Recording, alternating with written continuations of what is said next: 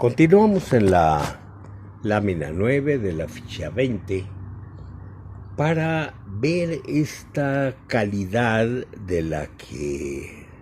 a la que nos habíamos referido. Si hay un linaje de gobernantes que es la línea principal derivada del Dios del grupo social, tendríamos que pensar que aquella persona está cargada de divinidad. O sea, el que es nombrado rey, de acuerdo con su derecho, su poder también de recibir el encargo, tiene que adquirir, además de ese señalamiento del linaje, un poder extra derivado de un ritual. Y es precisamente el ritual de coronación.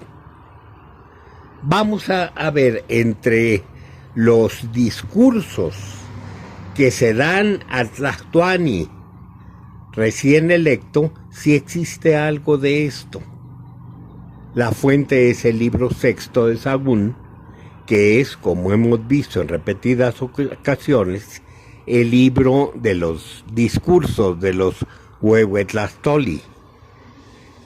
En el Huehuetlactoli que le dirigen al Tlatoani recién electo, se dice: ahora te has divinizado, aunque tú seas un hombre como nosotros, aunque seas nuestro amigo, aunque seas nuestro hijo, aunque seas nuestro hermano menor, nuestro hermano mayor, ya no eres humano como nosotros, ya no te vemos como humano.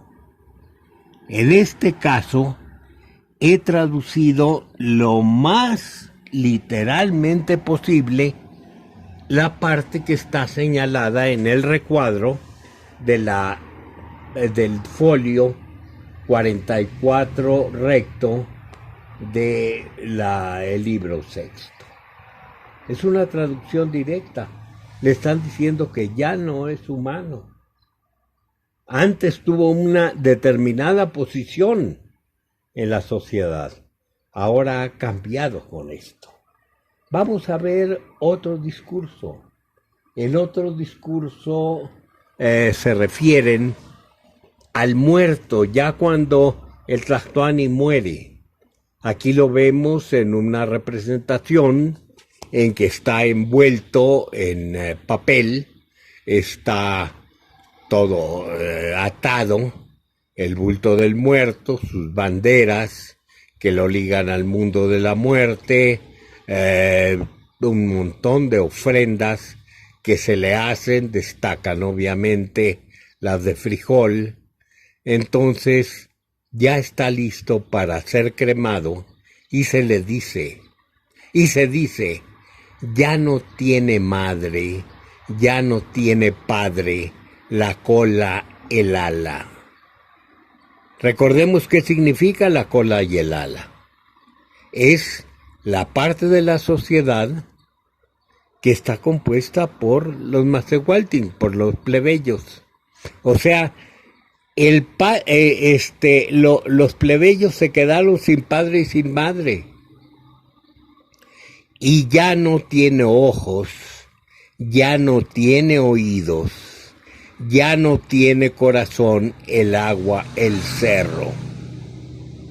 Vamos a explicar esto también. Agua y cerro, ¿qué es? El pueblo.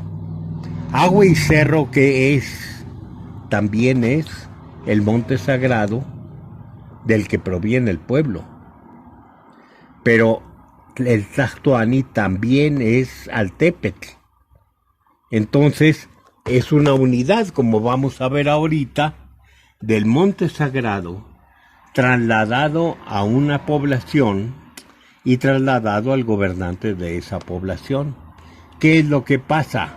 Si muere el Tlatoani, obviamente esta agua, este cerro, ya no tiene oídos, ya no tiene corazón, ya no tiene ojos. No puede ser con los ojos el intérprete de la voluntad de los dioses frente al pueblo, ni puede ser el intérprete del pueblo frente a los dioses. Esto pasa también con los oídos, ya no tiene corazón. Entonces dice, como si estuviera mudo, como si no hablara, como si nada dijera, como si tuviera la cabeza cortada. No puede ser más claro el sentido, falta precisamente el vínculo entre una población y entre los dioses. Vamos a pasar ahora a un problema que ha dado mucha tinta que correr, pero que no ha corrido a partir de la cita precisa. Cuando Ixcoatl era Tlatoani de Tenochtitlan, todo cambió, evidentemente. Recuerden ustedes que Ixcoatl es uno de los grandes guerreros mexicas que inició la guerra contra Azcapotzalco para librarse de la servidumbre tan grande que tenían los mexicas de los tepanecas, y que junto con otros pueblos ganaron la guerra. Pero a partir de ahí no nada más fueron libres, sino que empezaron a tomar el papel de aquel pueblo que habían derrotado. Y entonces que se colocaron en una posición de triple alianza, una vieja institución existente en el centro de Mesoamérica y en otros lugares, ahorita veremos eso, que hacía que las tres ciudades más grandes, las tres ciudades hegemónicas, fueran precisamente los tres grandes juzgados para toda la demarcación política. Entonces, Ixcoatl se pone a México Tenochtitlan, la pone en posición de cabeza, de una de las tres cabezas de la Triple Alianza. Desde ese momento pasan a ser un pueblo desarrapado que vivía con bastantes limitaciones económicas y políticas, pasan a ser una de las potencias hegemónicas. Y entonces todo cambia en ese tiempo. Evidentemente lo primero que cambia son las leyes. Se hace una distinción muy clara que antes no existía.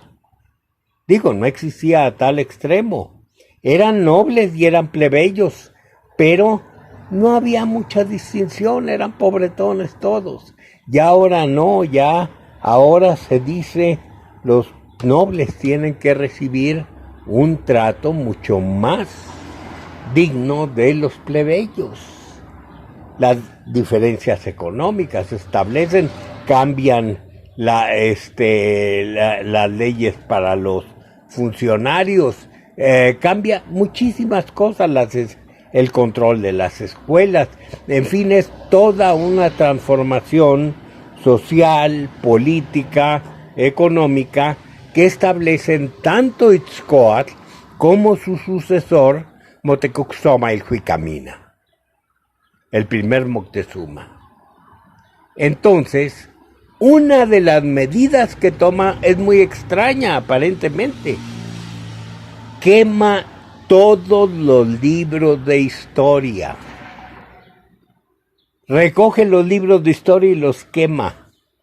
Y se va a empezar todo de nuevo.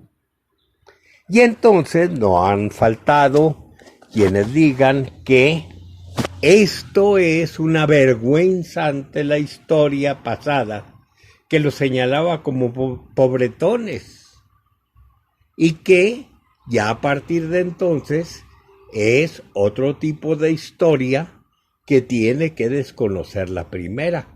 Si esto fuera así, ¿cómo sabemos ese origen humilde del que nos hablan todas las fuentes documentales, que nos dicen llegaron, no tenían esto, no tenían lo otro, sufrieron la pobreza, tuvieron que hacer tales esfuerzos por tener madera, por tener cosas que en la isla, que en los islotes no podían satisfacer, etcétera? O sea, no es cierto que fue por eso. La memoria de todos esos años de pobreza, de limitaciones, quedó. Pues las razones son otras. Vamos a la fuente que nos habla de la quema de la historia. Y la encontramos. No es sino un parrafito que dice: Amo moneki mochitlacat, kimatisintlilin tlapali, initkoni intlamamaloni, ahuilquizas, etcétera, etcétera. Vamos a traducir todo esto literalmente al español, que es lo que nos dice. No es conveniente que todo mundo, hay que poner atención en esto, todo mundo, mochitlacat, conozca la tinta negra, la tinta roja. O sea, no es conveniente que cualquier persona conozca los códices. El cargable, el portable, o sea, initkonin, tlamamaloni, el pueblo se pervertirá y solo se extenderá el conocimiento mágico sobre la tierra. Hay que ver esto. Los que tienen ahora acceso a los códices, si lo siguen leyendo se van a pervertir, porque solo van a entender este conocimiento de lo oculto, nahualmanis, o sea, las bases nahualísticas, dijéramos, por extender la palabra. En ellos se han sido inventadas muchas mentiras, y se dice, y muchos han sido tenidos por dioses. La traducción es puntual. Neteutiloque, han sido tenidos por dioses. Vamos a interpretar esto. ¿Quiénes hacían la historia? Gente de cada calpulli. ¿Quiénes eran los que se consideraban como cabezas? Pues aquellos que decían tener un parentesco con los dioses. Eran tenidos por dioses, si se quiere, hasta en la categoría de hombres dioses. ¿Qué es lo que hay que hacer? Quitar el poder falso. Esas son mentiras. El poder lo tenemos nosotros, los nobles.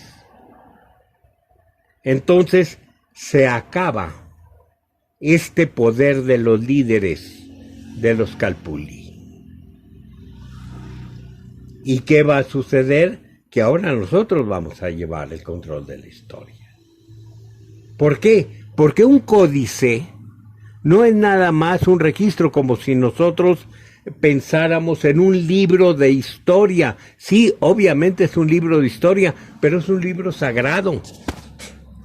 Es un objeto sagrado. Y esto lo tenemos nosotros dicho claramente en otras tradiciones. Cuando los quichés van a obtener su poder a un lugar que se llama Oriente, ¿qué es lo que traen de allá? Un montón de objetos sagrados en los que van a sustentar su poder, y ahí se menciona claramente que uno de ellos son los libros.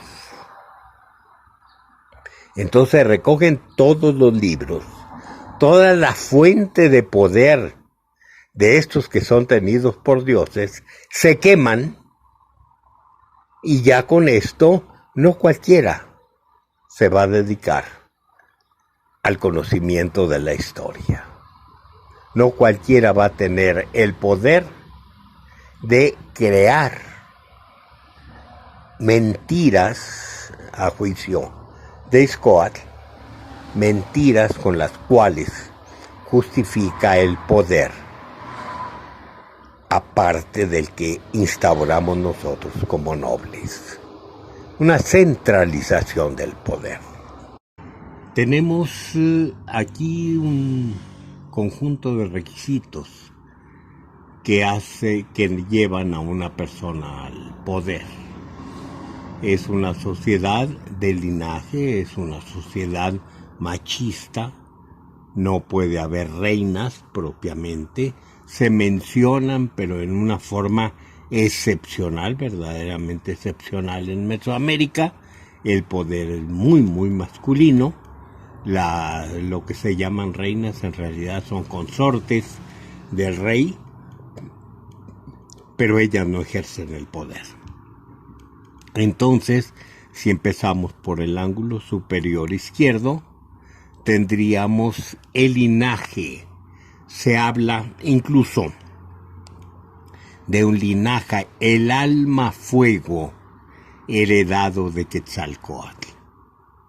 O sea, Quetzalcóatl como Dios creador de toda la humanidad, pero también tiene un linaje que es el más próximo a él, que es el que va creando la línea de sus gobernantes. Formación, ejercicio político, militar y religioso. Cuando menos en México no tenemos de ninguna manera una elección automática de una persona. Tiene que ser una persona idónea. Y esto se busca de acuerdo con las necesidades del momento. Cuando se elige, por ejemplo, a alguien que requería ser un militar, se busca, por ejemplo, a Huitzotl. Y Ahuitzotl toma el poder. Y cuando Ahuitzotl toma el poder, lo ejerce de una forma bastante populista. ¿Qué es lo que hace? Abre al pueblo todo lo que es ejercicio público. Los burócratas son muy populares. Da una posición de muy grande a la sociedad militarista. Tiene tal vez no mucha inclinación por la religión. Tiene un gobierno en el que favorece muchísimo la actividad de los comerciantes. O sea, produce una transformación que es posible que fuera la necesaria para el grupo del poder en su tiempo. Pero luego viene un cambio con Moctezuma Xocoyotzin. Ahí ya la nobleza está incluso alarmada de que hay otros grupos que están compitiendo con ella. Entre otras, los grupos de plebeyos que están ocupando cargos que a su juicio corresponden a ellos. Entre ellos los comerciantes que están adquiriendo demasiados derechos. Entonces, ¿qué es lo que van a hacer? elegir a alguien que tiene una inclinación básicamente religiosa.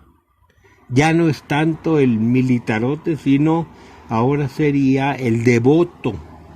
Y van a encontrarlo precisamente en un miembro de la nobleza en el que ven estas características, y así lo dicen las fuentes. Lo buscan y lo encuentran en alguien que en ese momento de recibir la notificación de que él es el electo entre todos los candidatos de la nobleza, entre todos los que podían ser reyes, es Moctezuma Xocoyotzin, que en ese momento estaba barriendo un templo, o sea, muy, muy devoto.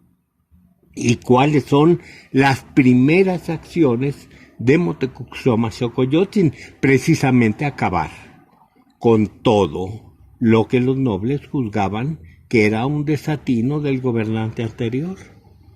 En primer lugar, se quita el poder burocrático a todos los plebeyos.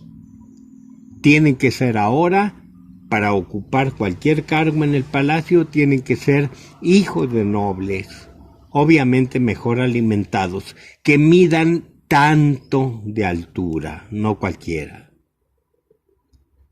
¿Qué más va a hacer? Frenar el poder de los gobernantes, de los comerciantes. Los comerciantes tendrán que decir a partir de entonces que sus ganancias no son tan grandes. ¿Por qué? Porque lo de siempre. Les fabricaban o les encontraban delitos y con esto les quitaban la riqueza, y todo eso pasaba al poder de los nobles. Es una cosa muy normal que vemos hasta nuestros días con los gobernantes que caen en desgracia, pues que les encuentran cola, que les pisen, que les busquen cualquier delito que hayan cometido, que obviamente para un alto funcionario tendrá muchos delitos que perseguir, y al encontrárselo o al inventárselo, lo quitan del medio. Eso era lo que sucedía en ese tiempo con los comerciantes. De cualquier manera, ya no entro en detalles, lo único que quiero decir es esto. Hay la posibilidad de elegir al que los nobles crean en ese momento el más apto. Siguiente. Obviamente, aptitudes personales, la capacidad, reconocimiento gubernamental en la elección, conservación de méritos políticos, religiosos y militares. O sea, no es nada más que los haya tenido, sino que los haya conservado. Porque tenemos el caso precisamente de un hermano de Ahuitzotl que al juicio de los nobles no fue lo suficientemente guerrero para expandir el poderío hegemónico. Y entonces se dice que lo más probable es que los nobles lo hayan envenenado. Siguiente, refrendo de linaje, o sea, el ritual de reencuentro. Insuflación divina, ritual de acceso al poder. Tradición familiar, ejercicio del poder. Educación, obviamente, no es cualquiera que haya estudiado en cualquier escuela, tiene que ser la escuela de la nobleza, el calpulli, y de sexo masculino. O sea, tenía que cumplir con todas estas exigencias y muchas más para poder llegar a ser gobernante. Y una de ellas es, como lo dije anteriormente, que la línea de linaje se remonte a Quetzalcóatl, o sea, la de los nobles. ¿Cómo se llega a esta idea? Con las asambleas que hacían los dioses. ellos se reunían y decidían qué iban a dar a cada uno de ellos. Esto obviamente es una elaboración religiosa a partir de las necesidades de quienes crean estos relatos religiosos. Entonces nos dice la fuente, nos dice el Códice Florentino, nuevamente en el libro sexto, que de ahí lo toman, lo adquieren nuestros señores, hijos de la gente, cabellos de la gente, uñas de la gente, los hijos de los preciosos, de los jades, de las ajorcas, lo insuflado, lo procedente de Topiltzin-Quetzalcóatl. O sea, todos estos títulos rimbombantes, cabellos de la gente, uñas de la gente, nos está hablando de herencia, de linaje precisamente. ¿Del linaje de quién? De Quetzalcóatl. Adquirieron vida, nacieron en la suerte, en el merecimiento de la estera, de la silla. ¿Qué quiere decir la estera y la silla? Es un difracismo que significa gobierno. O sea, nacieron para ser gobernantes, ni más ni menos. ¿Gobernantes de quiénes? Del que ha de ser portado, del que ha de ser cargado, o sea, del pueblo que no puede ni siquiera cargarse a sí mismo, tiene que ser llevado por otros en las espaldas. Es una idea elitista que ya hemos visto en un texto anterior. Para esto adquirieron vida, para esto nacieron, para esto fueron creados en el lugar donde en la noche fue determinado. O sea, esto viene desde antes de que exista el mundo, este acuerdo de entre los dioses. O sea, en la noche, cuando fue determinado, ordenado, que fuesen gobernantes, que fuesen tlatoque, o sea, ya les viene desde antes del origen de este mundo. Si nosotros nos trasladamos hasta las montañas de Guatemala, ¿qué vamos a leer en el título de los señores de Totonicapán? Balam Quitze dice a sus descendientes: engendrad hijos dignos de las dignidades de Ajpop, Ajpop Kamha, Galel, Atziwinac. Haced hijos llenos del fuego y majestad que nos donó nuestro padre Nakshit. Esto también lo habíamos visto anteriormente. ¿Quién es Nakshit? No es un nombre quiché. Es un nombre que los quichés toman del náhuatl y que significa literalmente el que tiene 4 pies. O sea, uno de los nombres, Nakshit, que tenía Quetzalcóatl. Vamos a lo mismo en tierras tan distantes. Estamos hablando del linaje de gobernantes, y el linaje es el más próximo al Dios patrono de toda la humanidad. Volvemos, ficha 20, lámina 14, para llegar a un cuadro en el que vamos a concluir cuáles son las fuentes del poder, cuál es el tipo de poder y cuáles son las entidades anímicas que intervienen. Empezando el monte sagrado, evidentemente la cueva de donde nace todo un grupo humano. Entonces ahí están el patrono, ahí están los ancestros, y esto forma un poder de linaje que está inmerso, obviamente, si viene de los ancestros, está inmerso en el corazón, en la entidad anímica identitaria del grupo. Del corral del dueño ya es otra cosa. ¿Por qué?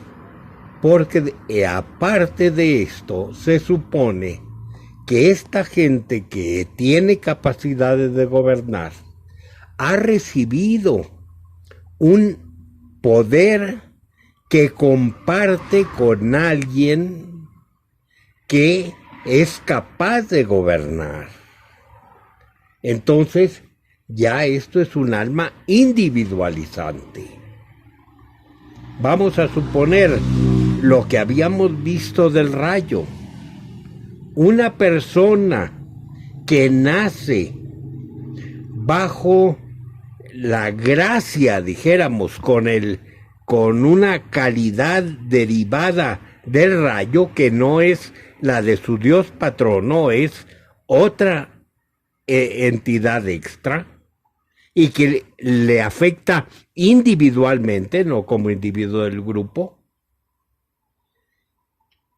lo hace capaz de gobernar. Eso lo tenemos todavía en Yucatán cuando se habla de aquellos que reciben el poder de un animal poderoso, y en Chiapas también lo tenemos. Un animal que le permite ser gobernante o que le permite ser manipulador de lo sobrenatural, o que le permite ser un individuo con facultades extraordinarias. Pero aparte, los dioses que poseen a los hombres para convertirlos en hombres dioses. O sea, hay dioses de los que puede adquirirse el poder para ser hombres dioses. Y esto también es individualizante. ¿Y esto cómo lo vamos a ver? Precisamente en los gobernantes, que vemos como en la piedra de Tizoc y en la piedra del exarzobispado y en muchos códices, que están investidos de símbolos del poder del dios del fuego, del poder de Xipetotec, del poder de distintos dioses que se juntan en un conjunto, en un grupo de atributos que el rey luce en determinado momento para demostrar que él tiene el poder de todos estos dioses como complemento de sus almas principales. ¿Poder para qué? Básicamente lo vemos en la lámina 15. Para poder matar a los hombres, para poder condenar a muerte a los hombres. Este es el poder máximo.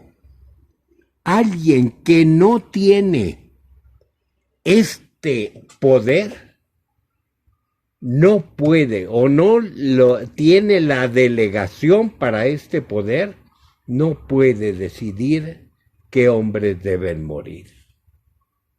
Esto frente a un derecho en el cual la pena de muerte era la más frecuente. Entonces los jueces, los grandes jueces, son los únicos que pueden condenar a muerte, pero ellos reciben el poder de dos personas en el gobierno, del representante de lo masculino y el representante de lo femenino. O sea, en México, de el Tlactuani y el Cihuacóatl. Nada más ellos dos tienen el poder original para condenar a muerte. Esto lo tenemos dicho literalmente cuando se nos habla del gobierno que se tenía originalmente entre los mexicas. Cuando ellos vienen en la migración, se dice claramente los que gobernaban el grupo eran los representantes de los calpuli, o sea, estos poderes que tenían calidad de hombre Dios, pero no la suficiente autoridad para convertirse en representantes del hombre Dios Quetzalcóatl, del linaje principal. Entonces nos dicen las fuentes, ellos son no Tlactoque, sino Cuauhtlactoque, o sea, gobernantes, pero gobernantes águilas, gobernantes militares nada más, no gobernantes auténticos. Por eso cuando llegan a fundar las dos ciudades en las islas, los dos grupos, tanto los mexica tlatelolcas como los mexica tenochtitlan, se lanzan inmediatamente a lugares que son capitales para conseguir gente que sí sea descendiente del lenguaje, del linaje de Quetzalcóatl.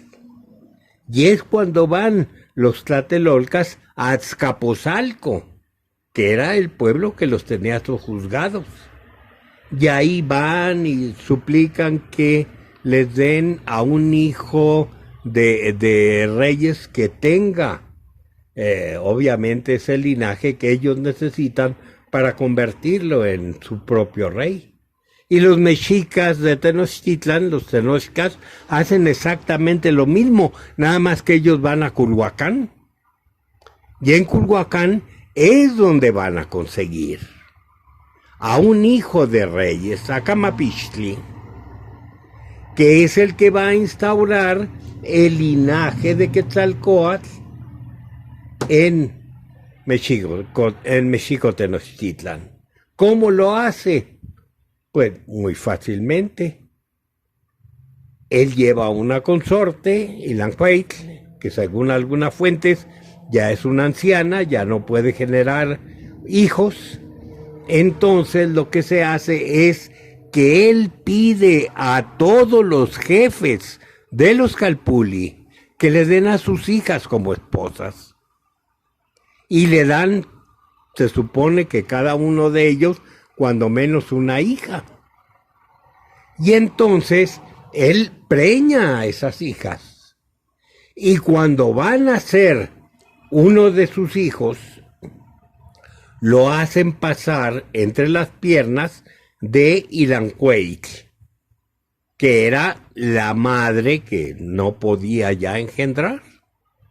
Entonces con esto nace la nobleza mexicana, obviamente con hijas de los jefes de Calpuli, pero indudablemente con el linaje extraño que los tenochcas van a conseguir a Culhuacán.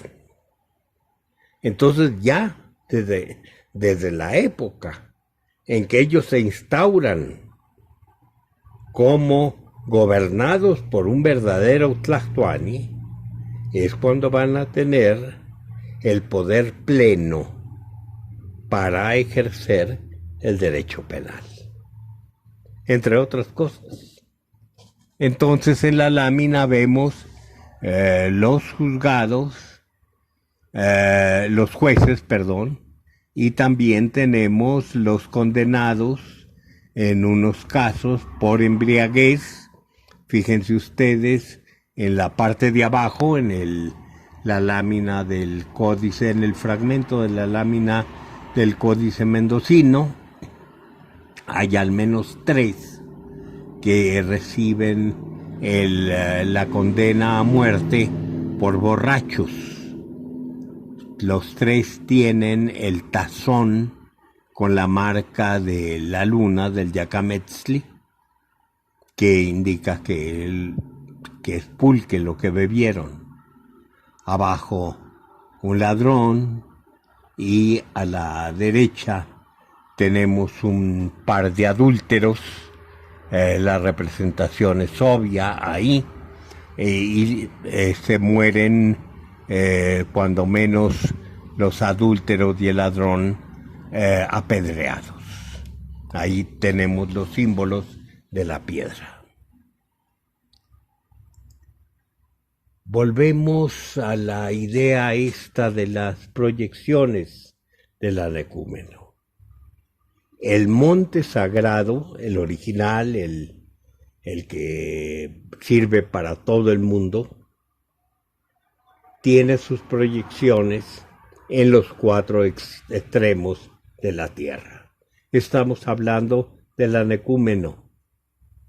Si el monte sagrado, que es el eje, es el centro, se reparte en los 4 extremos, tenemos los 4 pilares del cosmos. Pero también se proyecta al mundo, a los grandes montículos, dijéramos. Tenemos a los grandes montes, tenemos al Popocatépetl, tenemos al Citlaltépetl, tenemos muchos grandes volcanes que en el centro de México, por ejemplo, son delegaciones del monte sagrado. Y cada uno de ellos tiene montes menores de los que dependen sus subordinados. Y aparte de eso, cada uno de estos montes va a tener una pirámide que es la construcción humana ritual que representa el monte sagrado. Y aparte de esto, cada una de estas pirámides, como lo dice Neurath de la actualidad de Huichola, va a estar representada en un altar, y así son proyección y proyección y proyección que justifica toda la autoridad diseminada en el mundo. Esta idea pasa con la designación de Altépetl. Y esto lo veremos a partir de la lámina 17 de la ficha número 20.